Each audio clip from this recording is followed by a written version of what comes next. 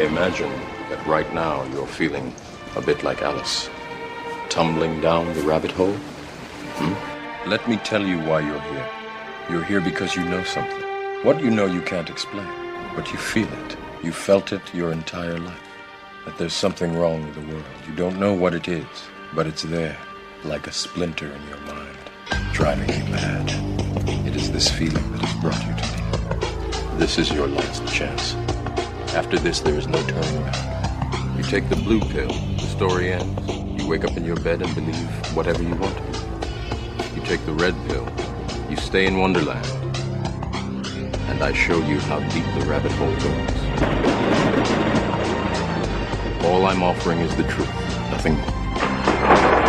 For we are opposed around the world by a monolithic and ruthless conspiracy that relies primarily on covert means for expanding its sphere of influence, on infiltration instead of invasion, on subversion instead of elections, on intimidation instead of free choice, on guerrillas by night instead of armies by day. It is a system which has conscripted vast human and material resources into the building of a tightly knit, highly efficient machine that combines military, diplomatic, intelligence, economic, scientific, and political operations. Its preparations are concealed, not published. Its mistakes are buried, not headlined. Its dissenters are silenced, not praised. No expenditure is questioned, no rumor is printed, no secret is revealed. But I am asking your help in the tremendous task of informing and alerting the American people. And now, welcome to another episode of Down the Rabbit Hole. Here's your host from federaljack.com. It's Popeye. Ladies and gentlemen, welcome to another live edition. It's January 17th, 2014. Tonight, I'm going to be debunking the DEA and the mainstream, more so Nancy Grace, their propaganda the past day or so, especially Nancy Grace. She's been ramping it up hardcore. And I discussed this already last week a bit, that one of the reasons why Nancy Grace is opening her mouth is because CNN is changing things, and Headline News, the network that she is at currently, doesn't look like it's got too much of a bright future. And she doesn't look like she's got too much of a bright future.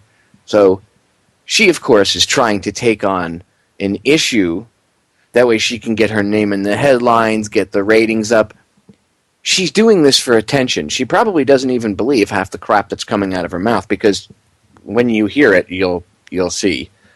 And I'm going to apologize in advance for making you listen to Nancy Grace, but in order to tear it apart and debunk the garbage that I know most people with at least half of an active brain cell don't listen to her.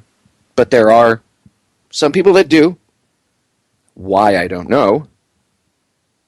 But I'm going to rip her propaganda apart. And her and this former addict / counselor attacked their guest over legalization and cannabis, and she just throws out some erroneous crap. So I'm going to debunk that, and I'm going to play some audio and rip apart the DEA official who was testifying to Congress, and just the emotional retardation that was being spewed forward. There's no more scientific evidence, none of it. It's all kids are going to get hurt, and oh my God, the fire and brimstone are going to shoot up out of the sky, and be afraid, be afraid, be afraid. All of this is the death throes of the drug war. And these people that have been pushing it for so long. This is the death throes of it. And you see them going, they're not going to go out quietly. They're like a bunch of cornered rats. They are not going to go out peacefully. They are going to bite. They are going to be really just a pain in the ass until the bitter end. And of course, they want you to operate on fear. Notice they don't come to you. See, as a government official, I expect my government officials to come to me and say, these are the facts, and this is the information. I expect you to look at it logically, Mr. Popeye. I don't want you to react based on emotion alone and not think. But that's not what they do. They come to you and they go, oh my God, oh my God, oh my God, fear, fear, fear, fear, oh my God, oh my God. And they come up with the most retarded excuses. My favorite new one is, well, now the drug cartels they're gonna attack the dispensaries. Well, since it's legal, that's what the police are for. The police stop that kind of activity. Oh, are you saying that your police are inadequate? That's what you're saying. That's a stupid argument. See, that's what happens when you sit down and you think about things logically and you don't react on emotion. So anyway, let's get into the woodshedding of Nancy Grace, shall we? And again, it was her and her guest versus this one single individual who was on, and I can't remember the guy's name, but I'm sure she'll mention. I think she does right in the beginning. But she was already going at it with the guy. And then she just brings in this counselor. Again, he was a former addict, probably. Maybe he did heroin or cocaine. By the way, I'm so tired of hearing people say, oh, marijuana's a gateway drug to heroin and cocaine. No, it's not. Stop it. I know so many people that have actually stopped using hardcore drugs like cocaine or heroin with the use of cannabis. They used it to get through the detox phase, especially. I know people that have quit smoking using cannabis. So, stop it. Uneducated lies. And again, the mainstream media, who's nothing but a mouthpiece puppet for the powers that shouldn't be, they want you to not look at any of this stuff, anything in regards to cannabis and legalization or decriminalization or anything in regards to cannabis in general with any sense of logic. They want you to react based solely on emotion. You freak out and, oh my God, oh my God, oh my God, I can't handle it, and that's it. The end of the world. The end is nigh, the end is nigh. That's what they want. It's the kind of attitude they want. Fear, fear, fear, fear, fear. Well, you know how I feel about fear here. Down the rabbit hole. So, let's get to it. And again, ladies and gentlemen, you know I love all of you, so I apologize in advance that you have to hear Nancy Grace's mouth. The clip's only 5 minutes and 46 seconds, so I'm going to try to get through it as fast as I can, but I'm going to have to stop myself and interrupt her ignorance and one of her guests' ignorance. But again, I apologize that you have to hear her harpy, shrew-like voice. Here we go. Breathe. It is a life healing center. Also with us, Mason Tevert, Communications Director of the Marijuana Policy Project. All right. Mason Tevert, let's first ask you, what is the Marijuana Policy Project? What is that? And I have to stop it. If you could see the video, she does that. She's doing over-dramatic air quotes, and she's nodding as she's doing it, and she's looking at him like with disgust, this faux disdain. And by the way, if the disdain is real, I mean, I know she's ignorant, but if the disdain is 100% real, then she's even more ignorant than I thought she is. But I told you it's not. 50%, I would say it's 50-50. 50% of it, she really doesn't like it. She's that ignorant about it. Okay? Which wouldn't surprise me. Without a shadow of a doubt, she's that ignorant. But the other 50, okay, we'll say 80%, 60% ignorant, 40%, I'm trying to keep my job, so I'm trying to stay relevant. That's why she's talking about cannabis, but I digress. And again, she brings up her 2 kids as if anybody cares about her mistakes. Okay, I don't care what you did. Don't punish me because you didn't put your diaphragm in. And yes, people might get offended at me saying that to her, but she shouldn't have procreated. Nancy Grace is one human being we could have done without procreating and creating more children on this planet. I'm not attacking her kids, but I feel bad for actually her kids and her husband.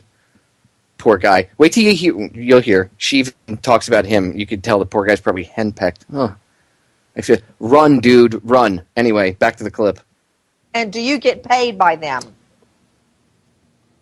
Well, yeah, that's my job. Our goal is to end marijuana prohibition and replace it with a system where marijuana is regulated and taxed and treated similarly to alcohol. It's a system that a majority of Americans now think would be a much preferable system to the one that we have.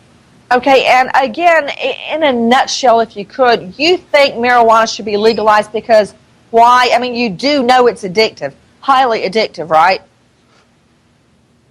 Well, marijuana's addictive properties have been found to be actually pretty mild compared to not only alcohol and tobacco, but even caffeine. So, the question is this. So, are you admitting that it is addictive? Adults, Nancy? You do admit that it's addictive. So is sex, so are video games. The thing is that you do not like the people that use marijuana. I disagree with you. You just don't like people who use marijuana, and you want to see them punished. No, that's not it. But the fact is that they're normal people just like you. They enjoy using marijuana for the same reasons people like having a drink after work, and they shouldn't be made criminals for it. Actually, Brad Lamb, the reason I'm against the legalization of pot is because I've seen too many felonies. And I don't mean pot sales. Wait for it. Wait for it. Here comes one of my absolute favorite pieces. Wait for it. Just wait for it. Or growing pot, like this guy up in Connecticut. I mean people on pot that shoot each other, that stab each other, strangle each other, drive under the influence. People on pot who shoot each other, stab each other, shoot each other, and stab each other, strangle each other. That's my other new favorite. They strangle each other, really.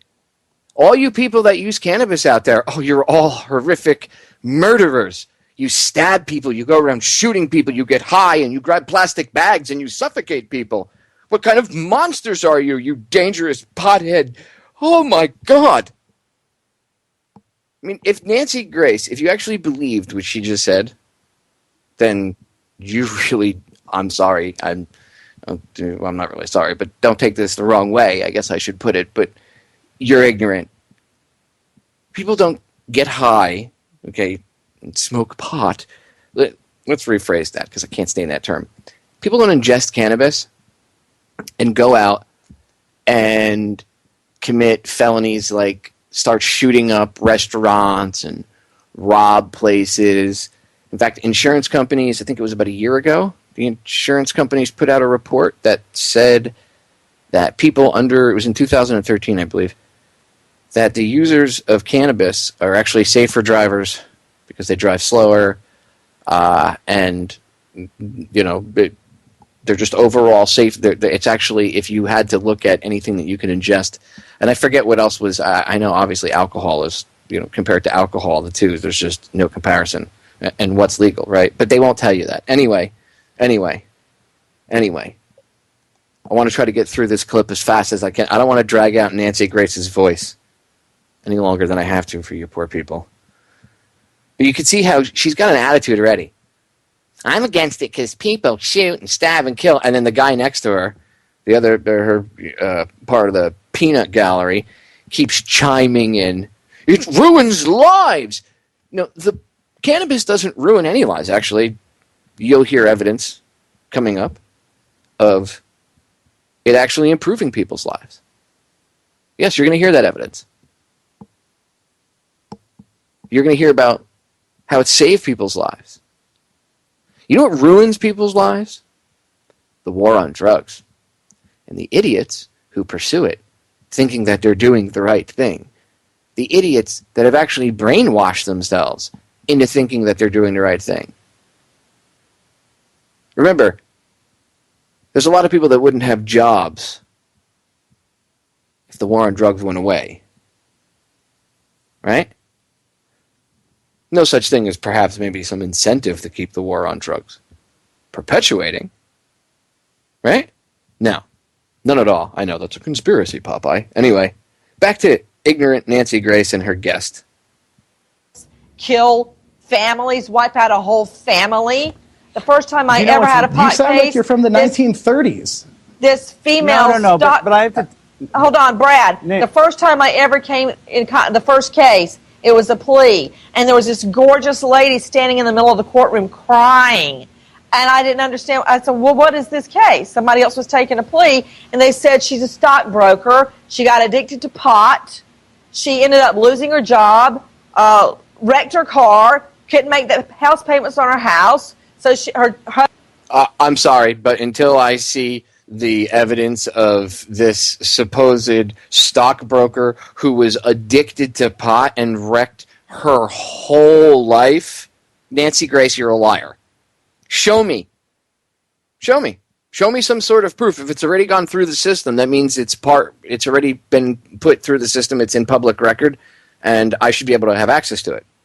So, if you're going to make that claim, you need to back that up. I want to see some evidence there, Nancy. This woman was horrifically addicted to pot. She was a stockbroker who couldn't do her job. Yeah, Nancy, I think if she was a stockbroker and she was addicted to anything, it was probably cocaine. Yeah, because the stockbrokers that I knew when I was younger, guys that, boiler room type crap, I never saw them smoking a joint because it mellowed them out. No, quite the opposite. I saw them doing stimulants. Or I saw them, I should say, the guys that I knew, I saw them, that's the activity they were partaking in. And when I would say, why, what got you hooked to that? Oh, what got me hooked on coke? Oh, well, Wall Street, the high intense thing, blah, blah, blah, blah, blah.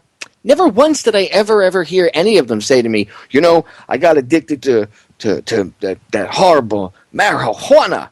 That damn plant, it sneaks up on you, and the next thing you know, you're smacking your arm, and you're, oh God, I need a fix. No. If they were addicted to anything on Wall Street, it was probably cocaine, which that could be the truth, but she's probably lying to you. Really? The woman was so addicted to pot that she lost her house, she couldn't make her car payments. How much weed was she buying, Nancy? And how much cannabis was this woman smoking? In order to wreck her life and not be able to make her house payments, you'd have to be buying like a Cooper a month and smoking it by yourself. That's a lot. I know people that wake and bake and smoke from the time they get up till the time they go to sleep without stopping. Okay? And you know what?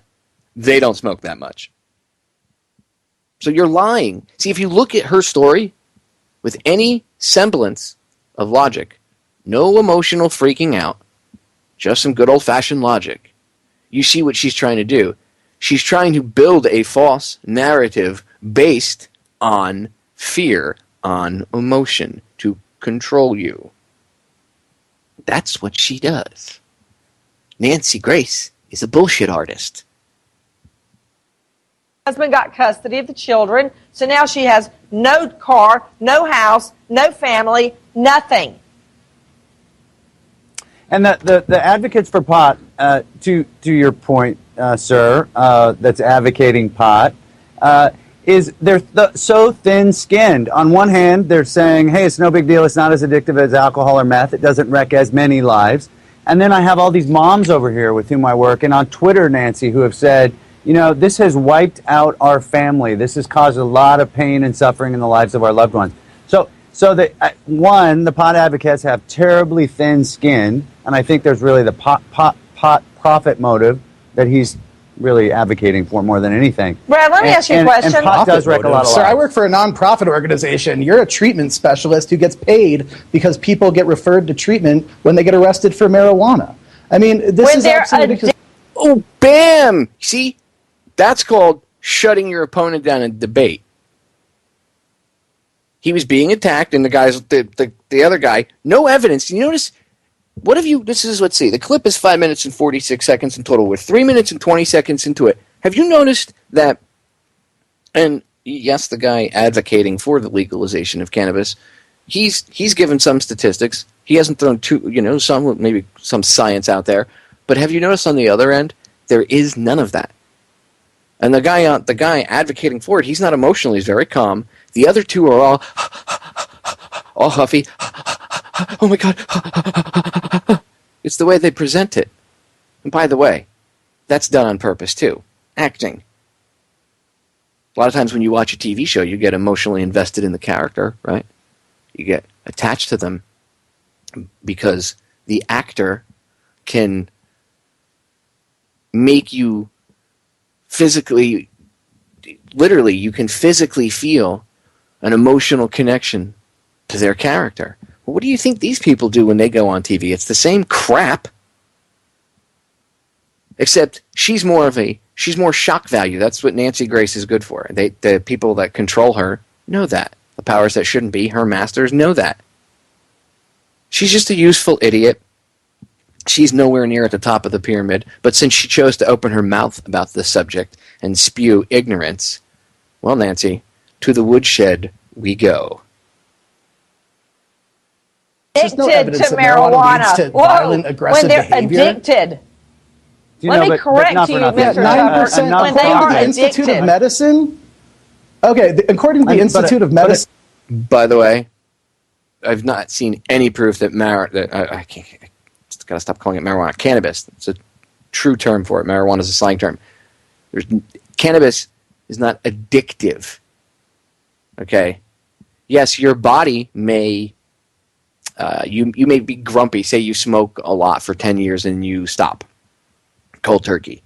Well, yeah, you might have withdrawal symptoms because your body is, after all, a biological computer that does run on chemicals, right? That's what adrenaline and all these other chemicals our body produces are, and stuff that you can put in your body, like especially if you're under surgery or whatnot. Anyway, our bodies react to this stuff, to the chemicals.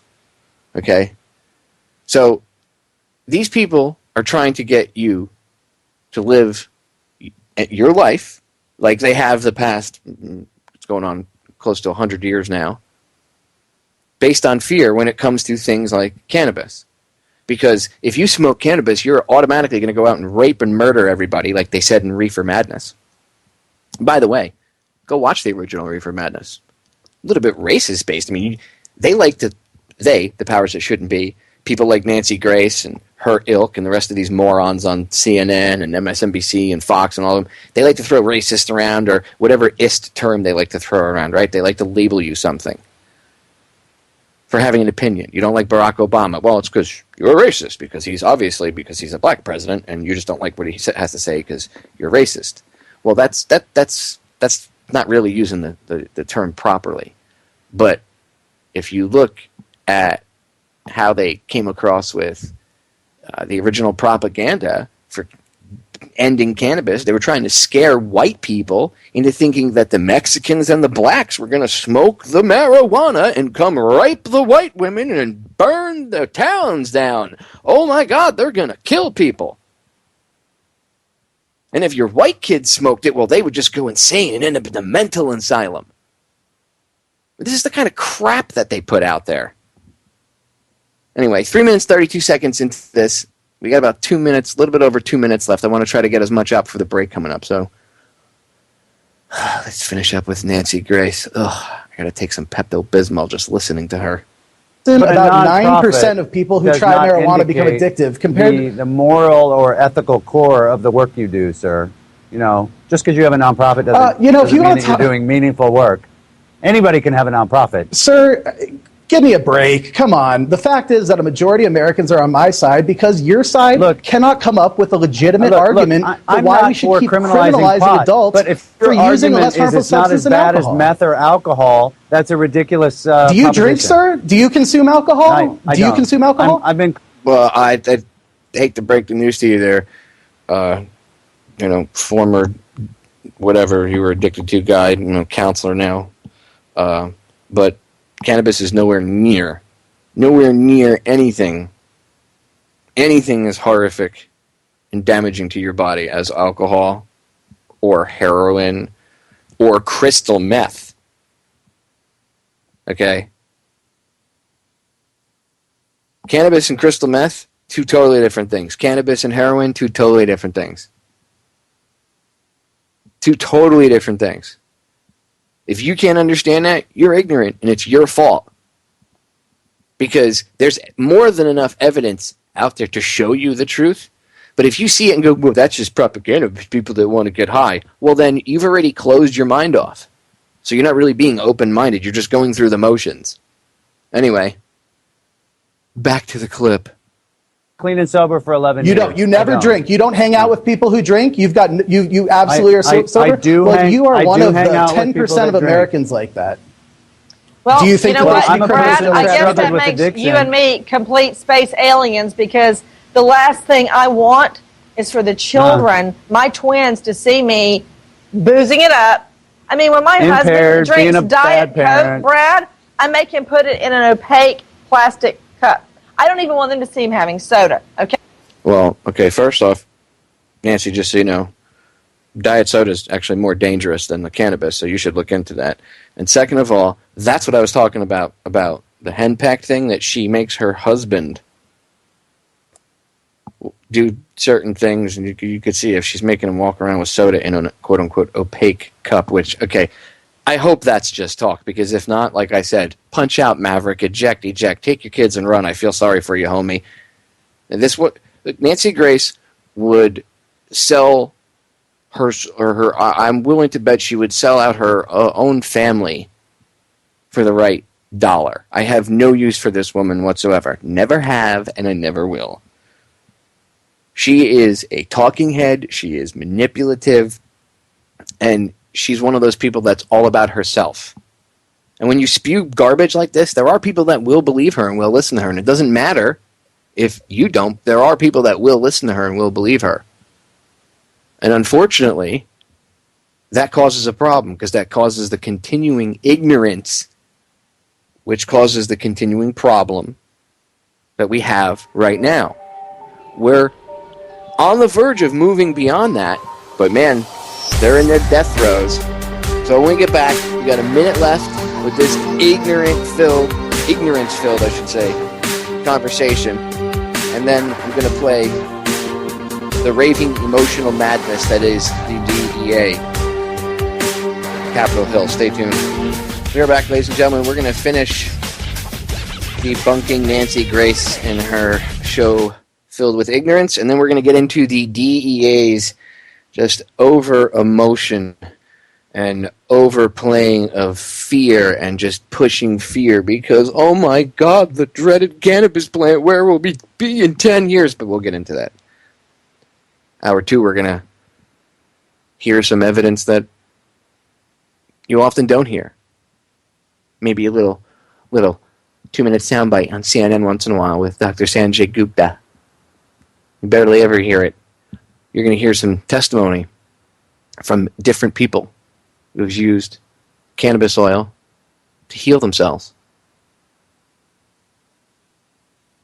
There's no medical use for it. I've never seen any medical use for it. Okay, stay tuned.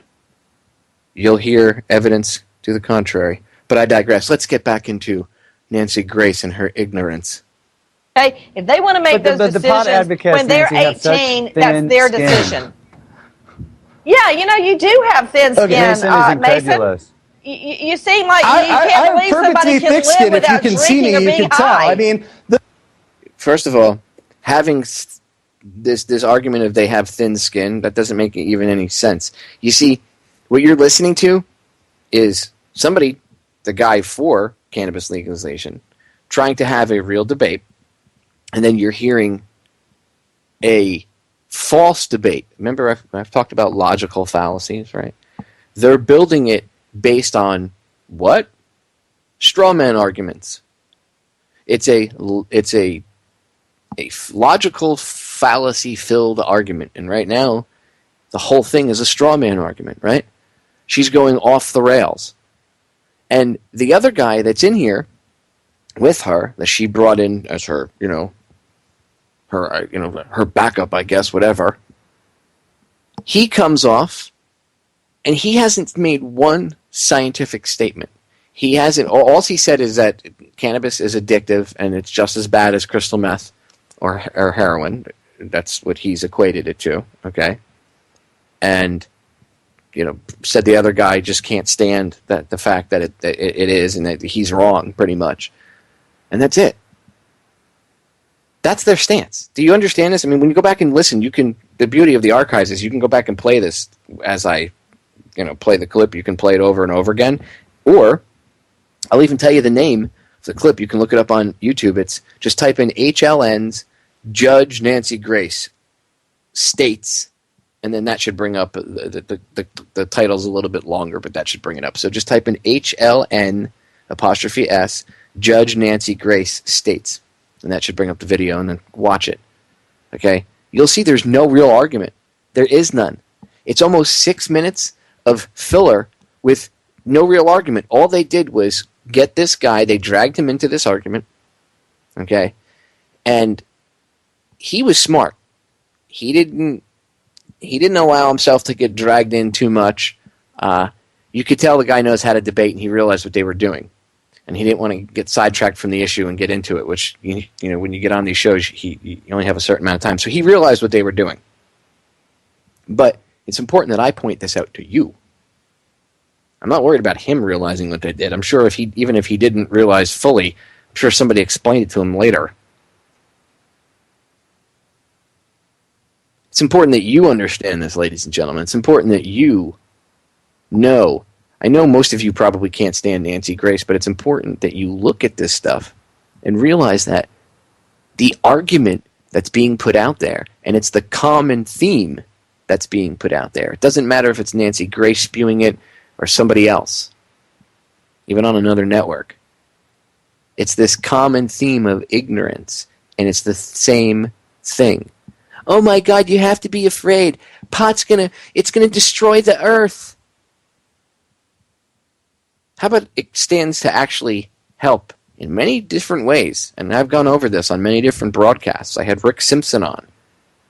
Like a 4-hour interview, 4+ hour interview I did with him about cannabis oil and hemp, Jack Harrar, everything. It's in my archives. Go listen to it from last year. I spent hours upon hours talking about this stuff. You need to educate yourself if you don't know. Anyway, let's finish up with the Queen of Ignorance and her court jester. The thing is, you guys are spewing these claims from the 1920s and 30s that have been debunked by the largest health and science organizations in the world. But the Mason, World Health Organization, the Institute of Medicine, disagree with you. Has a study that is which a is the recent study. politicized federal agency around. Cut Mason's mic because Brad can't get a word in. It talks that pot is less addictive than meth and alcohol. So the guy who they're trying to quote-unquote debate, you see how they bashed him? And then the last, there's only about, at least for the clip, I'm sure there was probably a little bit more time left. But there's we'll say there's about a 45 seconds to a minute total left. And she cuts the guy's mic. Even if there's another 2 or 3 minutes left, she cuts the guy's mic in the middle of a debate. Oh, you're not letting him get a word in edgewise. Really? It's been you two ganging up on this guy the whole time. So again, this is just a logical fallacy-filled argument. And again, it's always for the kids. Let's listen to the last 30 seconds, and then we'll get into the DEA. Less addictive than nicotine. But for those who it has a profound negative effect, it screws their life up, Mason, and addiction does result with folks that get addicted to pot. Brad, I normally agree with you, but I think you and Well, that's great. You know what, Nancy, I'm glad that you normally agree with people, but I have to interrupt him for a second. People can get addicted to anything. They can get addicted to watching TV shows. They can get addicted to video games. Should we ban video games? Should we ban football? I'm sure you could say that there's people that are addicted to football. Should we ban Monday Night Football? I mean, where do you draw the line at what people can be addicted to and what they can't be, quote unquote, addicted to? And again, the quote unquote addictive properties of cannabis. Okay. Anyway. Hey, so where's Mason? Where's Brad? I think you're Mason both. went away. I think you're both missing my point, and that point is you seem to be offering me only a life where I've got to be drinking booze, or I've got to be smoking, or I've got to be high on pot. And you know what? I really think there's a different way to live. Oh, God, with the folk crying. I can't deal with it anymore. Shut up, Nancy. You're done. I think there's a better way to life. You know, you're going to hear how smoking pot has made people's lives better. You know, you hear people say, well, I've done the research and there's no scientific evidence that proves that cannabis has any medicinal value.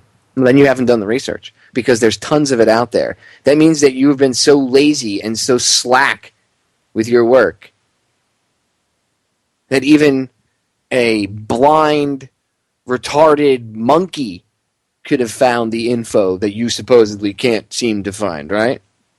Maybe you're just being slack. Anyway, let's get to the DEA. Let's listen to the DEA's fear-based emotional plea about legalization of cannabis. Oh my God, hell is going to open up and suck in the United States because of cannabis.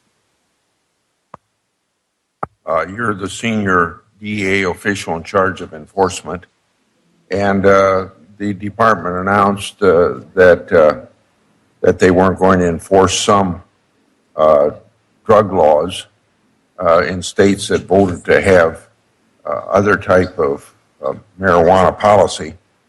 And a lot of this is finding its way into my state of Iowa, even though their state laws say it can't happen. What's your view on the department's new policy? Thank you, Senator. The department put out a policy by which the U.S. attorneys and prosecutors would consider there are 8 different factors in prosecuting cases relative to marijuana. Marijuana is a Schedule I controlled substance. It's illegal. So we're still enforcing. Which, by the way, the fact that it's a Schedule I drug is stupid. Schedule I means that they say it has no medicinal value whatsoever. It's already been proven, and you'll hear evidence to the contrary. But first I had to put out the ignorance, because we have to address it. I really wouldn't be addressing the ignorance if I followed up the enlightenment with the ignorance. So first I have to lay the ignorance out on the table, and then we'll wash all of that ignorance away with some good old-fashioned enlightenment. So let's get to dumping out the remainder of the ignorance. In law. But I will tell you, I'm glad you asked me that, Senator, because I have to say this. I've been 27 years as a DEA agent, 34 years in federal government. A father of 6 great kids and a wife who's hung out with me for 32 years. I've been serving the country since I'm 18 years old.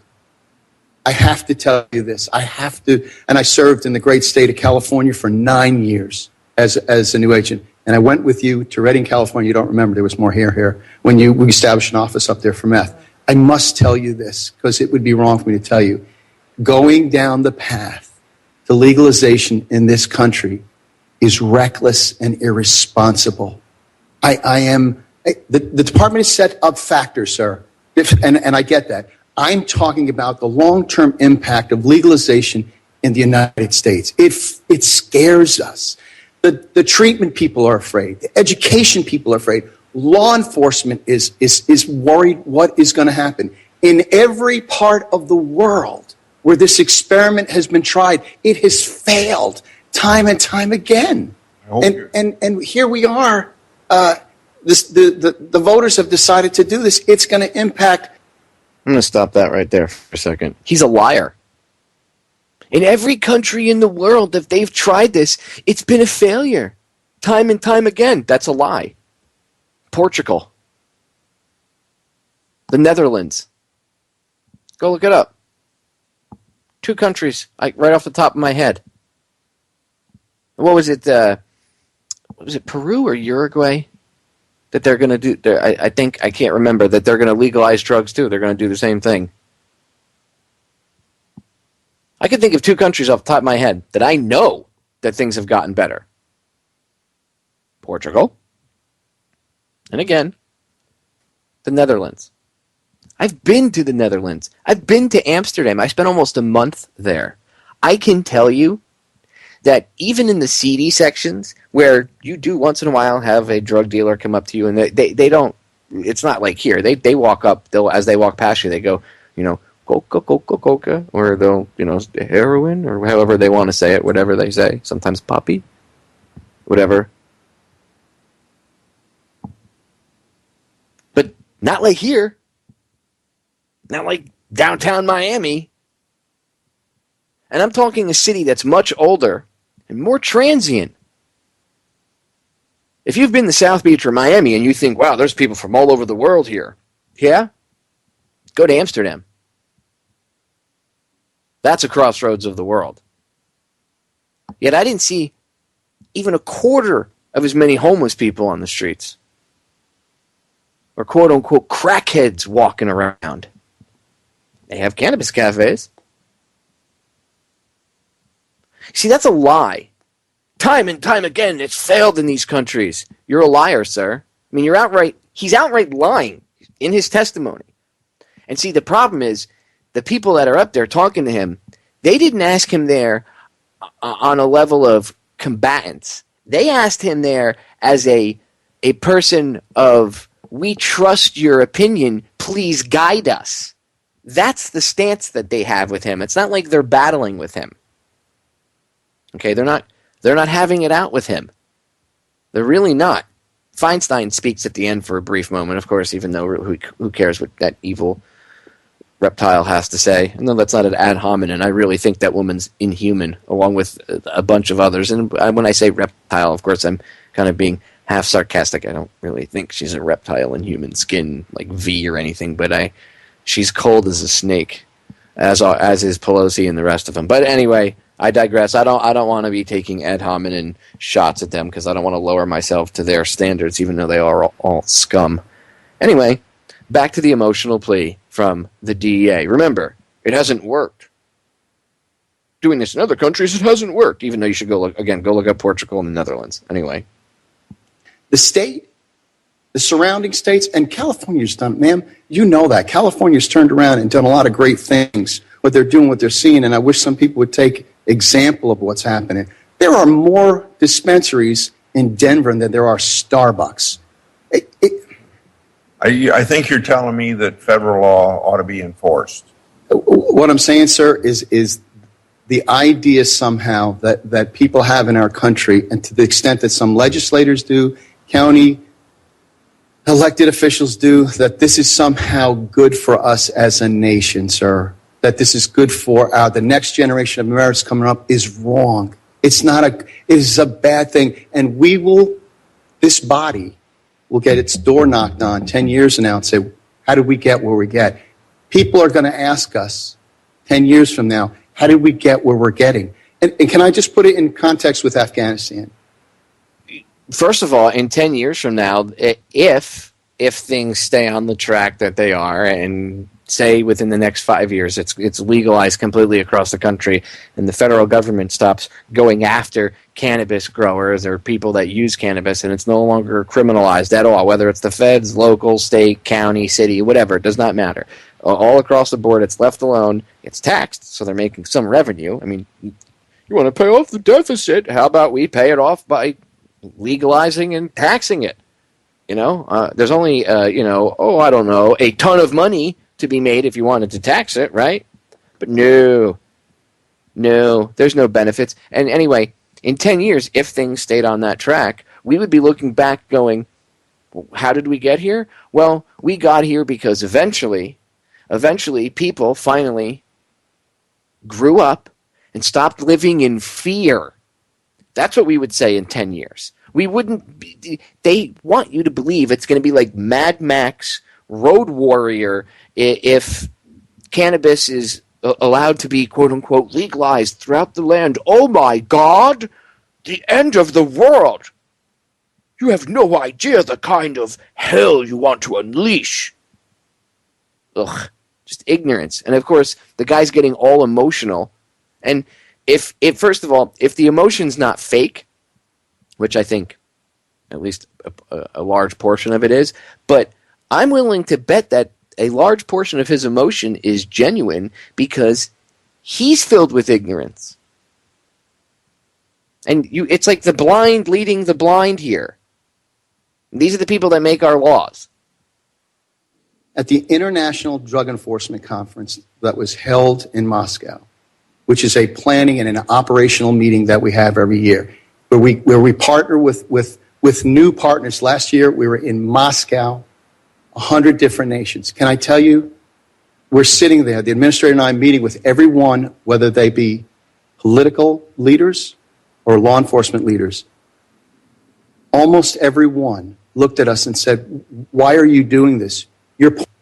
Yeah, I think what they were referring to was the opium cultivation and protection of the opium crops in Afghanistan, perhaps. I don't really think they're worried about cannabis. Just wait, you'll hear him reference cartels and how. Just remember, the guy who grows the cannabis in the woods, who has no connection to the cartel, he has a plot of land with some woods, and he grows cannabis, and he provides that to dispensaries. Even though there's no connection to cartels, that's still funding terrorism and drug lords, even though it's not connected to them. Do you see the argument here? It's all based off of fear, ignorance. Let's continue. Pointing the finger at us as a source state, and yet you turn. I have no answer for them. I don't have an answer for them. I just don't. In 27 years ago, working in Washington Heights as a young agent, senior agents told me we could never work with Colombia. 27 years later, we have Algerians going to Colombia for best practices. I apologize for my excitement, but this is a bad experiment. And what are you talking about? Is anybody even on track? I've tried not to interrupt them as much as I can. If you're paying attention, now he's not even making sense. He's like, 25 years ago, I had agents you can't work with Colombia. And now, oh my God. Huh, what are you talking about? The cannabis that's consumed at cafes doesn't come in from Mexico. Okay? First of all, if it was legal, it would be grown under controlled conditions here. Duh. So you would be depriving the cartels of drugs. Second of all, I'm going to tell you right now, as somebody that used to stop drugs themselves as a Coast Guardsman, okay, I can tell you that the drugs that we stopped, it was not beautiful buds wrapped up delicately and everything. No, it was this crappy brown brickweed, garbage, stuff that was probably grown in haste, harvested way too fast, and got just put out on the market for production, and that is it. Just made to make money. Wasn't grown with any love or any intention of helping someone. Which, a lot of this stuff at the cafes, you understand someone that actually grows for these dispensaries and stuff, there's a lot of love and energy put into it. Anyway, it was much different stuff. So I always used to joke around and say, well, as a Coast Guardsman, I'm doing my country a good big favor. People would say, what do you mean? I had friends that were, you're stopping, I know you stop cocaine and stuff, but, and migrants and terrorists, whatever else you guys do, but, rescue people, but the pot, really? And I would say, look, we're protecting you from bad pot. And honestly, it's all that's coming in is brick garbage. The stuff that's coming across the border, brick garbage. Anything, I would say, at least, if you really looked at it, I'm willing to bet at least 70 to 75% of the cannabis smoked in this country, if not more, is grown right here in this country. Okay? The stuff that's really a big problem getting smuggled in, things like opium, cocaine. I'm sure they're smuggling some meth in, but they make a lot of that here. So, but again, this guy went off the rails. Oh my God, you can't work with Colombia. What are you talking about? Who's smuggling cannabis from Colombia into the United States? We have Humboldt County. You have the mountains of Colorado. You have, if Florida got their act together, you have tropical South Florida, where you could grow outdoor year-round. Anyway, let's see where he's trying to go with the rest of this. Bad experiment. And it's going to cost the United States in terms of social costs. It's going to cost us in criminality. We have, ma'am, you need to know this. We have organizations. We just took it down at Bakersfield. And a group that took a marijuana dispensary as a front to launder its meth proceeds. We're not a great case with San Francisco DEA, Bakersfield, Columbia, and Miami. This is the more I'm worried about the more states that it happened to. But you see, he said San Francisco and Bakersfield, which are in California, and then he mentions Miami, which Florida does not have medicinal marijuana yet or recreational. So how is that state? I'm going to tell you again. The biggest thing that we stopped, okay, yeah, you got bales of cannabis coming in from like Jamaica and stuff like that, maybe some stuff coming up from Mexico, but the biggest thing in South America most of that stuff most of the stuff coming out of South America was cocaine. I mean, let's be honest. Most of the stuff we intercepted was coke. We intercepted more. I mean, you caught bales of weed, but again, it was crap. We used to cut it open and look at it. You could see it was garbage. It wasn't something that was, it was slapped together and hastily. It's not the same stuff, I'm telling you. I'm willing to bet money that 70 to 75%, if not more, of the cannabis ingested in this country does not come in through the borders. It's grown right here. Anyway, let's try to finish this up. They're going to come. You're going to demand from me. You're going to demand from DEA. How are you going to stop that? People think that DEA and law enforcement officers around the world are interested in Billy and his bong and his basement. We're not. We never have been. That's his mother and father's problem. That's not the federal government's problem. That's not Jimmy Capra's problem in DEA. That's a mom and dad problem.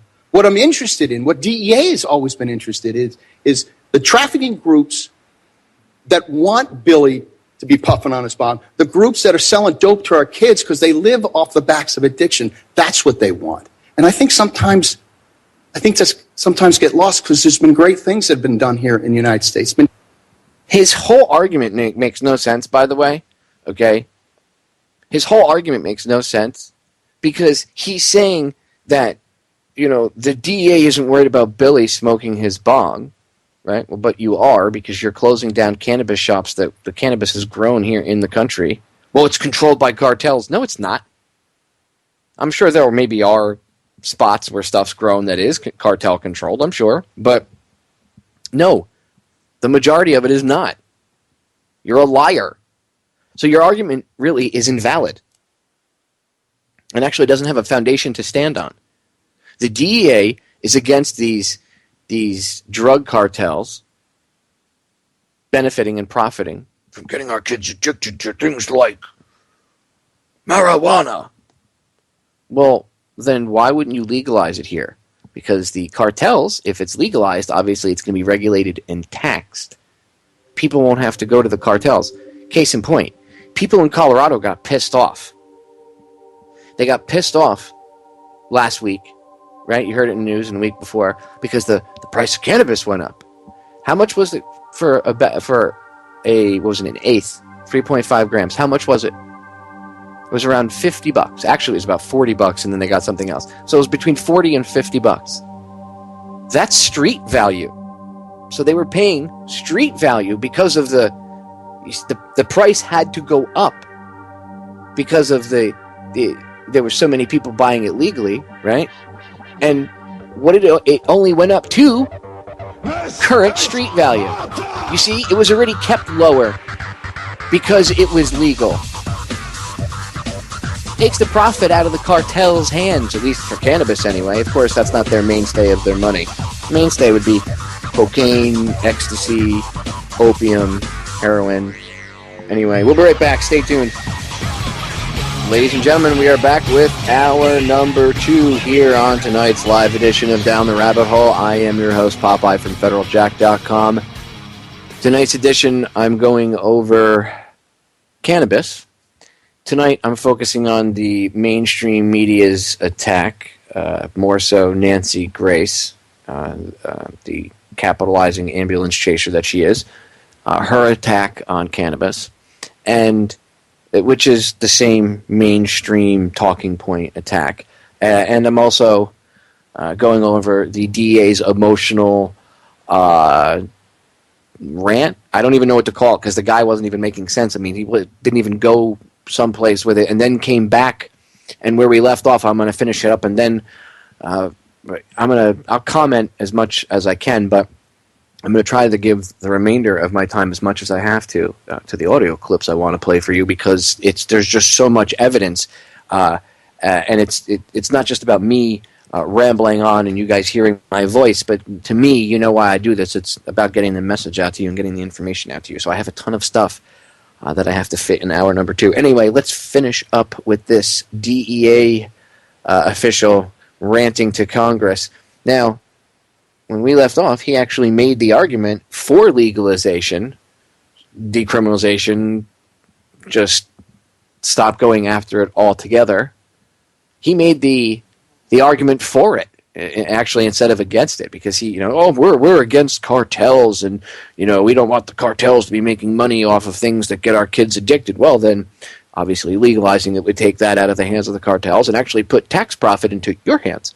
But I digress, because hey, that's a little bit of common sense. But before I get back into the clip, I just want to remind everybody, he said that, right? You heard him say that. You go back and listen to hour 1 if you didn't hear it. He said, we don't want to. We're not against, what do you say, Billy and his bong in his bedroom? We're against the cartels making money off of our kids being addicted to this stuff. Really? Then can you explain to me why the U.S. government struck a deal with Mexican drug cartels in exchange for info? Between 2000 and 2012, the U.S. government had a deal with Mexican drug cartel, the Sinaloa cartel, that allowed the group to smuggle billions of dollars, billions with a B, of dollars of drugs in return for information on its rival cartels, according to court documents. The DEA was working with the Sinaloa cartel, at the very least closing their eyes to the drug shipments. There's been accusations that they actually helped them transport stuff, which, by the way, that wouldn't surprise me in the slightest bit, because the CIA's done it. The Air Force has inadvertently done it. People should go look up Air America. Anyway, so remember, he's telling you that his whole reason for being against the legalization of cannabis and people using it here, whether it's for medicinal or recreational use, is because he's not against Billy and his bong. Oh, no, he's against the cartels, but you're working with the very same cartels. You can go look it up. Article right on Russia Today. U.S. government struck deal with Mexican drug cartel in exchange for info, dated January 14th, 2014. Excuse me, Mr. DEA official, perhaps you should go read the news. I'm sure you know about it. I mean, if you're a high-ranking official and you don't know about this, then really? Really? Anyway, let's finish up. Tremendous things that have been done here. But sir, you asked a question that's really, to some extent, not been answered. It's not been addressed. Ma'am, I know you have. I know you both have. But going down this road, so getting back to the department has given us factors on which prosecutors to prosecute cases. And by the way, we've never gone after, and they've done that because people thought we're going after small-time traffickers. I've been DEA for 27 years, never arrested an addict, and I don't have any small-time traffickers that we don't have time for that, because we're dealing with things like this on a global scale. I apologize for...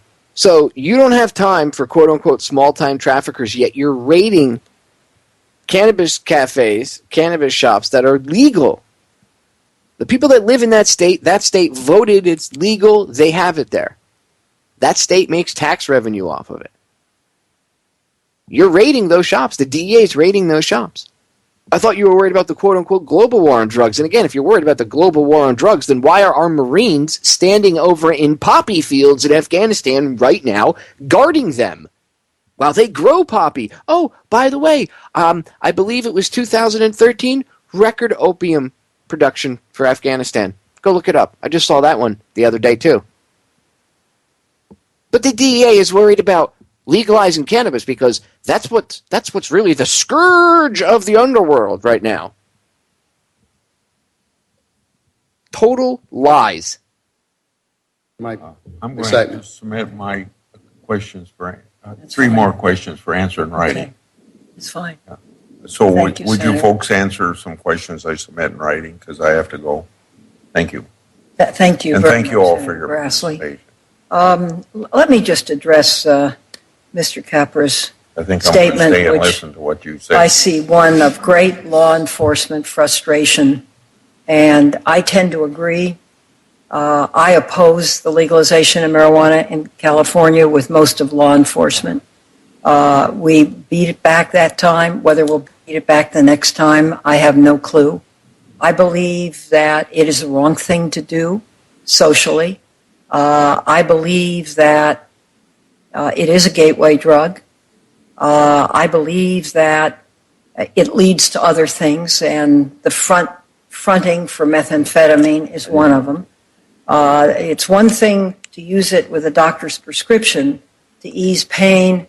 What she's referring to is they've busted a you heard the DEA official say they busted a meth lab that was fronting as a cannabis dispensary, and they were making meth. So because they masqueraded as a legal operation, automatically it's the cannabis dispensary's fault, because you just heard her say they're used as fronts for meth. So you see what they do? She believes that. Doesn't matter if that's true, which there's not that big of a connection. It's just they used it. Okay? In the show Breaking Bad, Walter White had a car wash that he used to launder the money from his meth profits.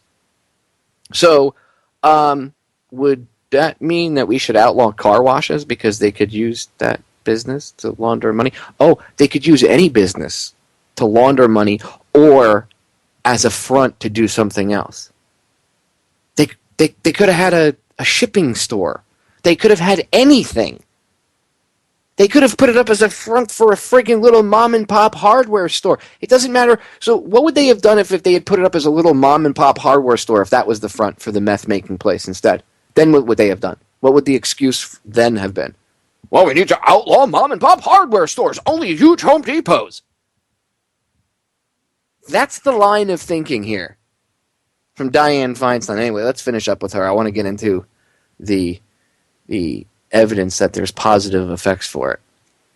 Particularly in a terminal situation. I understand that. And there are probably components of certain kinds of marijuana that can be used to treat babies medically. We're seeing that happen. But to say it should be used socially on an ongoing and robust basis. And I think, your analogy that there are more marijuana stores in Denver than Starbucks is an interesting one. Oh no! There's more dispensaries and cannabis cafes or shops than there is Starbucks. God forbid! We should contact Starbucks right away and make sure that they can put in another 15 to 20 stores. I mean, who cares? Who cares that there's more dispensaries? Good. That means more people are getting access to medicine and more people will live longer and better quality of lives. You want to take that away from them because you're afraid based on ignorance. Fear, actually it's ignorance based on fear. The fear is what drives your ignorance. Your fear of not understanding it. Oh my God. Oh my God. It's interesting that not all law enforcement officers think like that. I know that I often showcase when there's bad officers, and unfortunately there is more bad ones now than there is good ones. At least that's what happens. That seems to be showing what's going on. But there are still good guys out there that do it and do the job. And people that are retired, and they speak the truth about cannabis or prohibition. One group in particular is law enforcement against prohibition. And these guys aren't running around saying everybody should chief up and, lighten joints on camera and things like that. Nope. But they're retired law enforcement personnel, detectives, judges, sergeants, captains. These guys were in the field for a very long time. And they're saying it's not working and that it's stupid. Now, I want you to hear this because this is a very drastically different opinion than what you just heard. And I'm not going to interrupt it because I don't have to interrupt it to point out the fact that there's no intellectual value to it, to point out the fact that they're using logical fallacy-filled arguments, that it's all straw man arguments filled with ad hominem attacks. I don't have to point that out because the gentleman you're about to hear is just going to speak from a place of non-ignorance, a place of enlightenment, different than what you heard from the DEA agent. Let's listen to what Peter Christ has to say. I'm one of the co-founders of L.E.A.P, Law Enforcement Against Prohibition, And why we came together as an organization in 2002 is because we see the failure of the policy of prohibition in our society. I was talking to somebody earlier today, and they said, well, you think these gangsters will just become honest people if we legalize drugs? And my answer to them was no. The gangsters will stay gangsters, but most of the people that are involved in this illegal trade, you really wouldn't classify as gangsters. They're more like opportunists. To give you a quick example, in 1919, there was a homicide rate in this country. We instituted alcohol prohibition in 1920. The homicide rate in this country climbed every year until it peaked in 1933 when we legalized alcohol. And by 1937, the homicide rate in America was back down to the level it was at before alcohol prohibition started. And I want to point out one other thing about 1937. That was the deepest, darkest period of the Depression in this country. So there was a lot of angry people, but they weren't killing themselves anymore because we took the product away that they were killing themselves over. Legalization of drugs is not about the drugs. It is about the gangsterism and terrorism that is supported by the illegal marketplace in this country. Law enforcement was designed by a guy by the name of Robert Peel over in London, England in the early 1800s. And he designed an organization of law enforcement that would protect people from other people doing them harm. When you institute a prohibition like we have with drugs in this country, what you are doing is not protecting people from other people. You are attempting to use law enforcement to protect people from themselves. Protecting you from yourself is a function of family, church, education, and the healthcare system. It never is and never should have been intended to be a law enforcement function. We are out there enforcing morality when we enforce drug laws, and that is not our job. We were not trained to do it. We are not capable of doing it. And if anything else, you see the failure of it. We've been doing this for over 40 years since Nixon kicked it off, and the drugs are more available, pure quality, and cheaper than they've ever been before on the streets of America. And we've had 40,000 deaths in Mexico in the last 5 years fighting over this drug trade. Plus, we've destroyed more lives than the drugs have by incarcerating people and hanging felony convictions on them and denying them college educations, denying them jobs for no good reason. And one other thing I want to point out, just in case people think that if we do it hard enough, this is actually going to be doable to make drugs go away. We have the largest prison system on the planet. And I would like to point out one of the most efficient prison systems on the planet. And in that huge, efficient prison system, we do not have one drug-free prison in America. And if you cannot keep drugs out of prison, who is going to be delusional enough to think you can keep them out of a free society? We are spending $70 billion a year in this country trying to win this drug war. We could revert that to using that in our prison systems, in the treatment community. We can spend that money other ways. Plus, if we legalize it, I'm sure we're going to tax it. Of course we're going to tax it. We're going to generate income from it. Plus, we'll create jobs. Plus, we'll bring the hemp industry back, which was also outlawed in the 1930s when they outlawed marijuana. And the hemp industry is a very strong industry. I speak to a lot of Rotary clubs, Kiwanis clubs, Lions clubs, and I start out my presentation by asking them, do you think we can win the war on drugs? Now, let's define what winning war means. We won the Second World War. We don't fight the Germans and the Italians and the Japanese every once in a while. The war is over. We won it. It's done. Okay? That's what one war was. So if we win the war on drugs, that means we've taken the word marijuana and heroin out of the dictionary because we've defeated the drugs. They're gone. And I ask people to raise their hands, and nobody ever puts their hand up to think that's possible. So now let's change the discussion. If instead of talking about things like drug-free and winning the war on drugs, we start saying things like drugs are always going to be in our society, they're always going to be here, which group of people do you want to run the marketplace? Do you want it run by gangsters, thugs, and terrorists who have 13-year-old children selling drugs on street corners? Or do you think that maybe a licensed, regulated marketplace where we can set age limits and distribution points and control purity of drugs is a better system? Call me crazy, but I'm not a prohibitionist. This isn't going to solve our drug problem. We have to deal with our drug problem as an educational and a healthcare issue. So wait, my question would be then, if you're legalizing drugs, doesn't that promote more usage? I don't know, does it? How many people do you think in America are not using cocaine because they can't get it? So we're saying we're going to take this down to its most minute point and say, just like a pack of cigarettes, if you choose not to smoke, you're not going to do heroin, you're not going to do cocaine. It's interesting when you mention tobacco, because one of the comments I get from people all the time is, if we legalize drugs, what kind of a message does that send to our children? It's condoning. It's saying that drugs are really okay. If you ask any tobacco smoker who's been smoking more than 20 years, if they ever felt condoned in this society, they'll tell you, oh yeah, 10 years ago, 15 years ago, I felt absolutely condoned. Every place I walked into, there was an ashtray. I could smoke at an airplane all the way from New York to Los Angeles. You ask cigarette smokers today if they feel condoned, and they'll tell you no. They feel barely tolerated by the rest of society. And let's also point out another victory. We have gotten 50% of the adult cigarette smokers to quit smoking in the last 10 years without banning one cigarette, without burning or poisoning one tobacco field, just by simply making it less easy for people to smoke, and also by talking against it and pointing out the errors of it. That's the things that work. You know, the drug czar said the other day at a press conference, this drug issue in America is fundamentally a healthcare and an educational problem.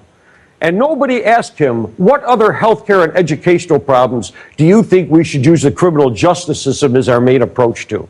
Because I can't think of any. So you say do away with all the laws and rules and regulations. Again, you can drink alcohol out in public. I don't know if I would want to see someone shooting up, some heroin next to me. You set regulations. We are setting different regulations than we have ever had in this country for tobacco use. We are now preventing people from smoking in the park in some places, from smoking on the street. We don't allow people to walk down Main Street unless they change the laws since I retired, but it used to be illegal to walk down drinking a can of beer. You couldn't do that. So those are things we have to do. I just want to remind you, in 1933, when we legalized alcohol, the federal government didn't legalize alcohol and set up a whole regulatory system for the country for alcohol. They basically got out of the prohibition business and said to the states, regulate it any way you want to. Mississippi didn't end their alcohol prohibition until around 1970. Those are local things to do. What we're trying to do is get the federal government out of the prohibition business and let the law enforcement go back to doing what they're supposed to be doing, and that's protecting people from each other. 20 years of police work, working in the town of Tonawanda community, about 80,000 people. I remember two incidents. One was a father who found out that his son had committed a rape, and he turned his son into the police for that rape. Another one was a mother who found out that her son was committing burglaries, and she turned her son in for committing burglaries. Not once in 20 years did a parent ever turn their child in for drugs. Not once. And I can't believe that out of 80,000 people, some mother or father didn't find in the sock drawer a little baggie with something in it. But when it was their child, the last thought in the world was to turn this over to the police. They found other ways to deal with that problem. And we as a society should find other ways. We have 450,000 deaths a year. It used to be, it's probably down a little bit due to tobacco. 150,000 deaths a year due to alcohol. Now, my question is, when you look at all the illegal drugs and you only have 30,000 deaths a year from all illegal drugs combined, the question is, if prohibition is such a good idea, why don't we bring back alcohol prohibition and prohibit tobacco? If it's a good idea, let's do it with all the things we don't like. And the reality is, when I say that to people, they look at me and say, well, that doesn't work. And that's absolutely right. Prohibition doesn't work. There you have it. Right from a retired law enforcement officer. And there's many of them. Check out the group L.E.A.P, L-E-A-P, Law Enforcement Against Prohibition. And again, these guys aren't running around saying, hey, everybody should start shooting up heroin in the park. It's awesome. Freedom for heroin users. Crackheads, run down Main Street. Hey, everybody, go get a lighter. Time to spark up. That's not what they're saying.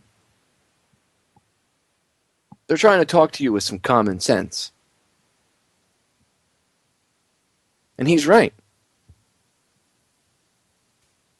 The numbers are that alcohol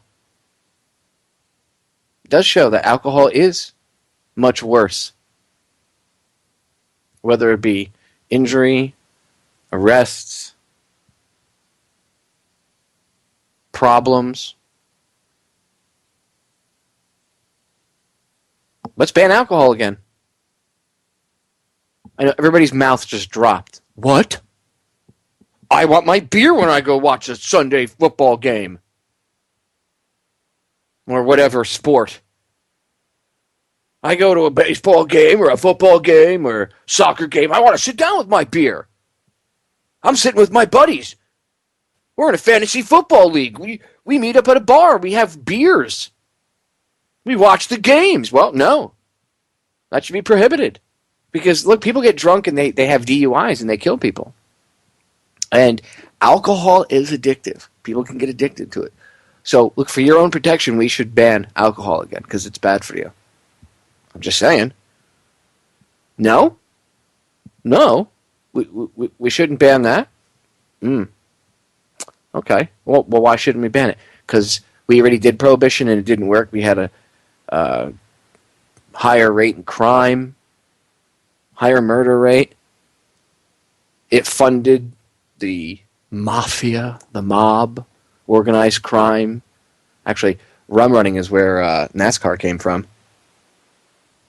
Interesting little anecdote. But you can go look that up. Guys that used to drive the cars, the rum running cars. Well, once Prohibition was over, they needed something else to do. And they had lived on adrenaline and speed and driving really fast, so they just continued to do it, but in a track instead, and they got paid for it. And NASCAR came to be. Anyway, Prohibition doesn't work. It's stupid. Stupid. You're not supporting the cartels by legalizing it and taxing it. You're taking the control of it away. People need to realize you are not going to stop adults from doing this stuff. It's a substance. The adult that goes out and does their research realizes that, wow, cannabis isn't as bad as they say it is. You know, it's like, don't eat the cookies in that cookie jar and then walking out of the kitchen. People are going to go look and wonder why they're not supposed to eat the cookies, okay? And they start to look into cannabis. Perhaps they experiment with it and they realize, oh my God, I didn't go out and rape everybody in the neighborhood and burn all the houses down, and I didn't try to take a busload of nuns and drive it into a wood chipper.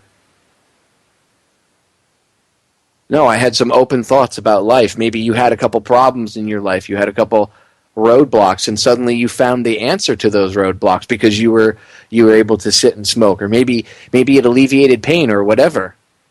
See, they don't want that. Again, you have to understand why cannabis was made, quote unquote, illegal to begin with. You have to go back in the history and understand this. I'm telling you, a great book to read. And unfortunately, he has passed on. Otherwise, I would have had him on too. And Rick and I did talk about him somewhat because Rick knew him. But the late, great Jack Harrar. And there's a book that's out by him. His book is called The Emperor Has No Clothes. Go get the book.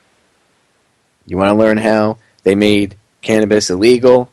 You want to? It's the same shady way that they passed the Federal Reserve Bill. There was, a minimal amount of people, and then the people that were there were either, in on it or convinced, through whatever type of propaganda. Well, it's the same thing. And they used fear. They used fear of the unknown to these congressmen and women, just like actually, I'm not sure if back then there was actually any women on Capitol Hill. Anyway, they used fear to convince them to vote and pass these laws criminalizing it. And now they're using fear to try to scare you and keep it that way. When you get back, I got some evidence to show you otherwise. Non-fearful stuff. Stay tuned. We're back, ladies and gentlemen. Final segment. All right, so I've debunked the propaganda. Played you a clip from law enforcement against Prohibition, so you understand that there are people that were in law enforcement, whether it's judges, police officers, detectives, even some federal agents. I believe there's some there's at least, I think, one, there might be a retired DEA agent. I could be wrong, but there's a government agent of some sort. Anyway, it's a pretty big group. Anyway, you got a chance to hear from them. So you heard the insanity, the death throes of the war on drugs. You heard some rational thought. And now I'm going to play you some testimony of people whose lives have been affected in a positive way. Not because, remember, you had the addiction specialist on the Nancy Grace debacle there that I took to the woodshed in hour one. You had him, it's ruined lives. It's ruined lives. It just ruins lives. Well, let's listen how it's changed people's lives for the better. Because they don't ever tell you that, right? They don't tell you the positive side of stuff. They pump you full of fear. Be afraid. Be afraid. Well, I'm going to put out the anti-fear. We're going to put out the opposite of that. Let's listen to some evidence from the sick people, different things, different ailments, about how cannabis oil, cannabis ingestion in general has helped them. Let's listen to a woman who's got Crohn's disease. My name is Shauna Banda, and I was diagnosed with Crohn's disease about 9 years ago, and had every condition that you can think of. I've endured. I went through the beginning stages of the disease, where I was having strictures or blockages in my bowels, with surgeries and drugs to fix that, all the way to the terminal stages of the disease, where I was losing weight quite drastically, and my body was starving because any food that I ate was gone within minutes, and my body just wasn't able to absorb any of the nutrition that I was trying to give it. I was so sick for just so long that as soon as I tried the oil and started feeling way better, that there was no turning back. That was it. That was it. No medication that any doctor had ever given me had worked that well for any reason. I'd watched Rick Simpson's movie, and I was in Kansas, and you need a whole pound of it to make the 2 ounces to cure you, and I cried. And I was like, there's no way. And I accidentally found out how to do it with a little $50 Gladstone vaporizer and a $5 spatula. Scrape that stuff out and scoop it into a pill and eat it 3 times a day. And it's just amazing. It really is. I really was on my deathbed, laying there in my bed, just waiting. Because, I was in and out of the hospital so much, and then out of the emergency room, that the last couple of times I had went in, there's nothing that we could do for you. And I'd gotten to the point where I didn't want to be a burden, didn't want to do anything, so I was just literally waiting to die. So, and that's when I accidentally found the oil. And really, within 3 days, I was able to no longer need the use of my cane. I could stand upright, and that was it. My life changed forever. All from ingesting cannabis oil. Again, she mentioned Rick Simpson. Again, it's something like a 4.5 hour interview with him in my archives from last year. Go listen to it. We get into everything. He knows all about the global agenda, the one world government. He knows all about it. Rick is a super smart guy. And not only is he a smart guy, he's really genuine. He's just an all-around good human being. And he gets into, in fact, during the interview, he gets into how to make super high-grade oil. And he actually goes over it in detail in there. It's just a great interview. Like I said, it's like 4.5 hours long. It's in my archives from 2013. Go check it out. And I will be airing a surprise, I guess you could say, for all of you. So I want you to make sure you go rip the archive of this show, not just because there's evidence to prove to people that cannabis prohibition is stupid and that it can help people, but if you're sick and you haven't seen Run from the Cure, by the way, which you should, and you can. I have it over on Federal Jack, right on the front. If you scroll down, there's a picture of the syringe with cannabis oil in it. Just click on it, and it opens up a page with the video. But I'm going to play the audio instructions from the movie, from Rick, on how to make the basic oil, and then you can look into it and go from there. I'm going to leave you all today before we, dismiss class for the evening, as it were, with the capability to take care of yourself. Because you know what? I love all of you, and I don't want any of you to get sick. And neither does Snoring Dog here in the background. Right, Monster? Right. Okay, so let's get back to the evidence. 2 more pieces of evidence I want to play for you. The next lady has cerebral palsy. And this, if I remember correctly, yes, this is the one that she's got a really bad stutter. And wait till you hear the drastic difference. It has to do with the cerebral palsy. You'll hear it. Wait till you hear when she smokes a little bit of cannabis and the effect that it has on her body. Wait till you hear the drastic difference. I mean, this alone should... You want emotional testimony? Okay, DEA, I'll give you emotional testimony. Here's something real. I live in a state that has no medical marijuana protection. I was I'm born with cerebral palsy, which most noticeably manifests itself in a severe stutter,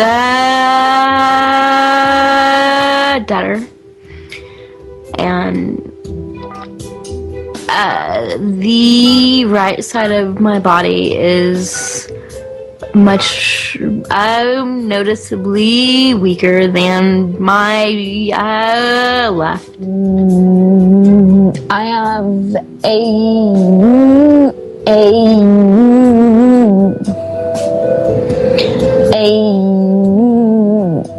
the stutter has got to be one of the most stigmatizing disabilities invented by God. It's very humiliating. My right arm is always very painfully tense. I went through my entire childhood in pain because I couldn't move my muscles. The first time I realized that cannabis helped me was the first time I smoked it.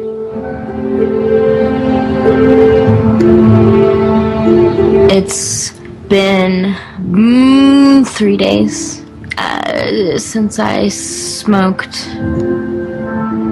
I am hoping to find something in Kansas City. I smoke to be the mother my children deserve, because they're really cool kids. I'm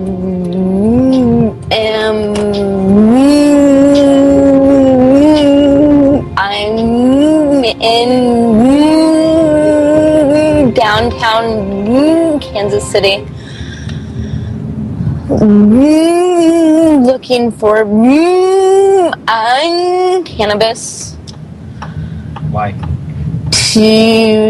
Because I hate the way that I stutter,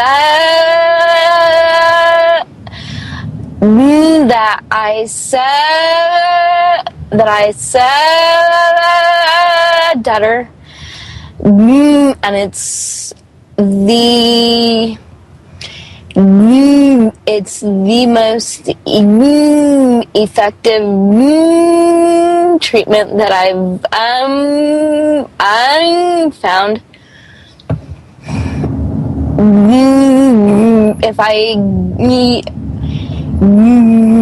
If I were to get busted buying or smoking marijuana, there's a possibility that I could lose my children. But it's worth that risk? I wouldn't be half the mother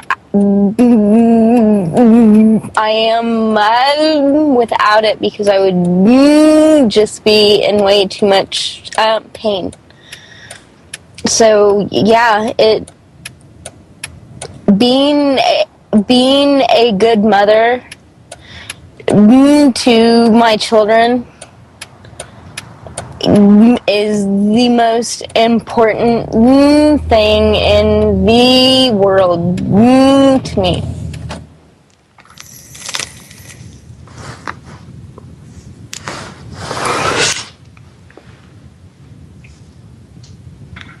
Now, obviously, what you're hearing her do is smoke. Listen to the drastic difference.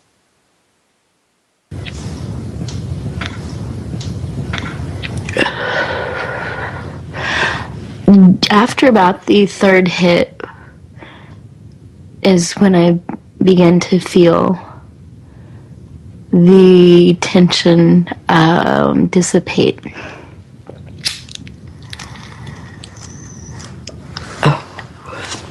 It really helps my speech.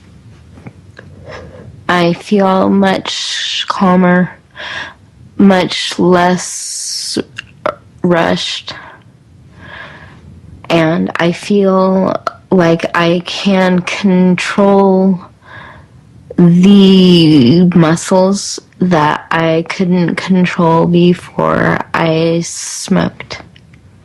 It's kind of nice. I don't make as many funny faces.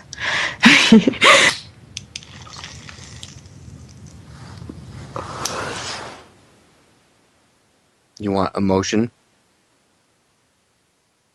You want to play games? Powers that shouldn't be? DEA? Nancy Grace? I can deliver emotion. There's millions of people in this country, let alone worldwide, like this lady. And you would deny her. And don't tell me you wouldn't, because just by keeping it a Schedule I drug, you deny, quote unquote, any research. There's no scientific research to back it up. Well, there is. It's just not done publicly, and it's got to be done behind the scenes, because, you see, anybody that would openly try to do it, it's against the law. So hospitals can't do it. They can't get grants. Anyway, we have a limited amount of time, and I have one more piece of audio to play for you, and then I'm going to play the instructions on how to make your own cannabis oil. The Rick Simpson oil, they call it. So here's the last testimony for the night from a lady named Kathy Z. Here we go. I'm Kathy Zamajaromi. They call me Kathy Z for short.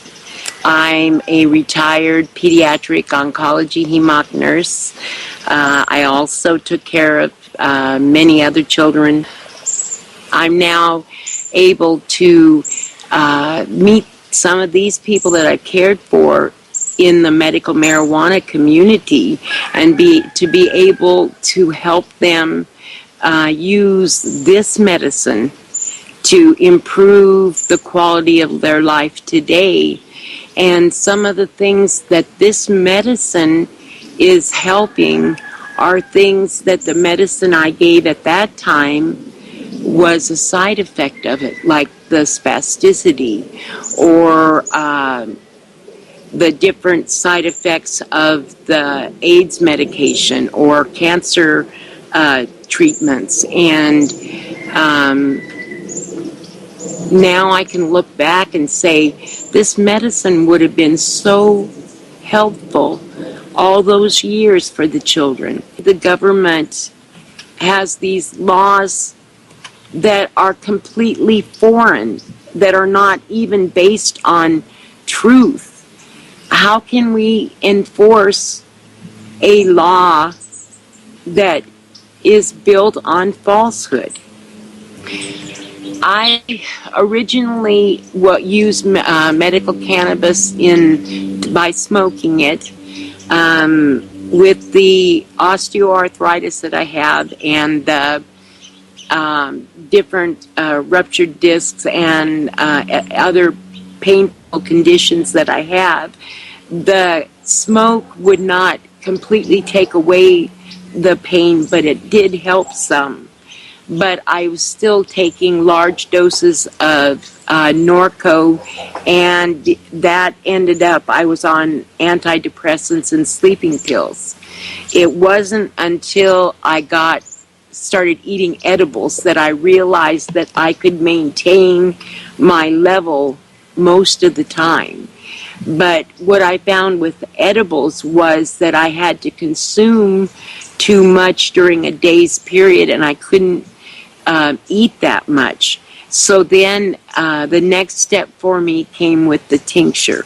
And that has been able, because it's a concentrated form, I use the tincture with in glycerin because alcohol bothers my system. I can use that under my tongue, or I can use it in food, or sometimes it can even be used to cook. And I use the vaporizer as well, and sometimes Rick Simpson's hemp oil. And I use a balancing between the different medications so that I can keep as pain-free as I can. I've been able, with combination of the medication, to cut down on my use of Tylenol with codeine. During the summer, I had a 3-week period when I took none, and it was wonderful. This winter, I've had more trouble with this left hip, and I've had to start taking some of the Tylenol with codeine again. I haven't been having to take more than about 2 a day, which is so much different than when this hip gave me trouble 10 years ago. I took on an average day 4 to 6 Norcos, and even with the edibles, I still had to take 2. So the fact now that I could go for a 3-week period and take none is remarkable. My mobility is up. I'm down 200 pounds from 2003. The last 50 pounds has come off in the last year. I find that when I keep my cannabis level up, I don't crave carbohydrates like I used to, and I found that I'm eating more fruits and vegetables, and I am so much healthier than I was 7 years ago. They had told me in 2003 that I had about 6 months to live. My son was 13, and I knew I needed to get better. And so now I've got my life back. And by the way, if you go and listen to my interview, again, go to federaljack.com, click on the Down the Rabbit Hole archives. It'll open up the archives page. Go to the 2013 archives, and it's in there. Just look for Rick Simpson. I think it was cannabis oil with Rick Simpson on cannabis oil. Something like that. You'll find it. Go listen to it. He talks about how, because he's used the oil himself, when you use the cannabis oil, your body kind of just regulates itself. So if you're overweight, you literally start to shed weight that, say, the doctors told you you couldn't be able to lose. If you're diabetic, maybe you're overweight, maybe you should look into using tincture of this stuff. You don't need to get a pound of it. You just get enough that you can make, the lower doses of it that you can give yourself over the course of time. You'd have to, eventually, I guess you would be ingesting a pound of it, but it would be over this course of time. And look, there's, like the old expression says, there's more than one way to skin a cat. But we got a few minutes left, and I want to play this audio. This is the basic way of how to make the Rick Simpson oil. But there's, you heard this lady say she came upon a way of, how to capture it in the glass tube by vaporizing it, or in this glass bulb by vaporizing it, and then she scrapes it off and puts that inside of empty. You can get the little capsules, the ones that digest in your stomach. You can get ones that are made out of natural, whatever the hell it is, and she fills those up and takes those like medication each day. So there's different ways to do it, and I urge you to please be careful. Again, Rick and I talk about this in the interview. Go listen to, before you even try to make it or anything like that, tincture, go to my 2013 archives, listen to my interview with Rick Simpson. Like I said, it's like 4.5 hours long. We get into everything, but we get into this in detail. Please educate yourself. Do this safely. Don't do this in your house and blow things up, because that's the new thing. I saw an article the other day. Oh my God, cannabis oil, the new killer, sending people to hospitals with burns, because they're idiots. But there's people that do that with all different types of stuff too. Anyway, we've got a few minutes left. I want to play the audio for you. Here you go. Get ready. Take notes if you have to, ladies and gentlemen. This is extremely, extremely important. Again, I couldn't emphasize this enough, that you pay attention to this. Here's the audio and how to make, the basics of how to make the Rick Simpson oil. Sativa strains produce an oil that is a very good antidepressant and tends to energize a person.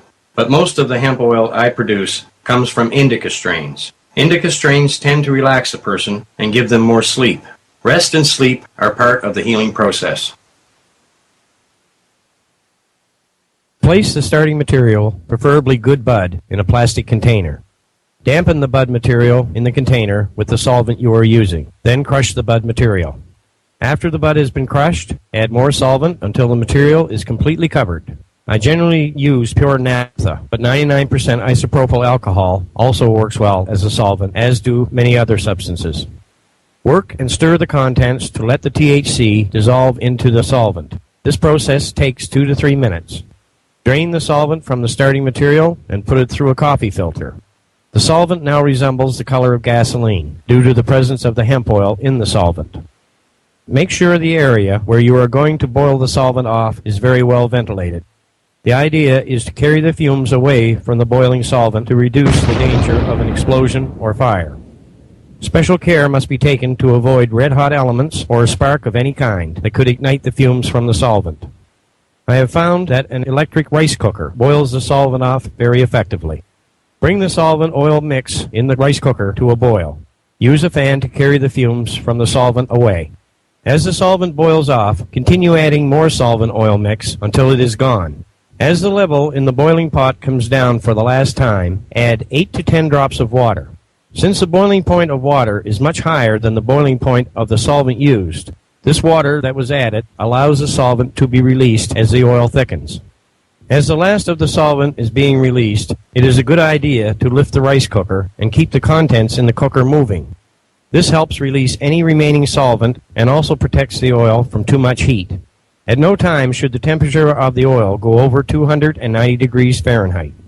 Gently pour the oil from the rice cooker into a small metal container. Put this container with the oil into a dehydrator, or put the container on a gentle heating device such as a coffee warmer. It may take a few hours to evaporate the water off the oil. In the end, there should be no bubbling or other activity on the surface of the oil.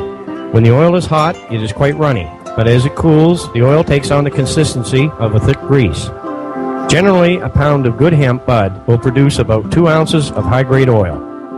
Ingesting this amount of oil over a 2 to 3 month period is enough to cure most serious cancers. And many other ailments. Now, again, there's ways to, okay, you don't have a pound available to you. In like Colorado, there's a lot of places, obviously it's legal now, that already sell tinctures. In places where they have, in all the states most of the states anyway, that have medical cannabis, they have places that sell tinctures and stuff, but you can look it up online and figure out how to do it. Anyway, again, be careful. I'm not advocating building some sort of lab in your place and blowing things up or burning your house down or injuring yourself or others. Do things safely. Do things smartly. Educate yourself more before you even attempt to try to do anything. But look into cannabis oil, cannabis tinctures, cannabis edibles, cannabis butter, smoking. It's not just about people getting high. And you know what? Even if it was, people go out and drink beer, right? I could go off for another hour just about that alone. Anyway, I think I've given you enough evidence. Ladies and gentlemen, I'm out for the weekend. See you again live Tuesday. I love you all. As I always tell you, the solutions to our problems are most definitely an inside job. I love you all. I'm out of here.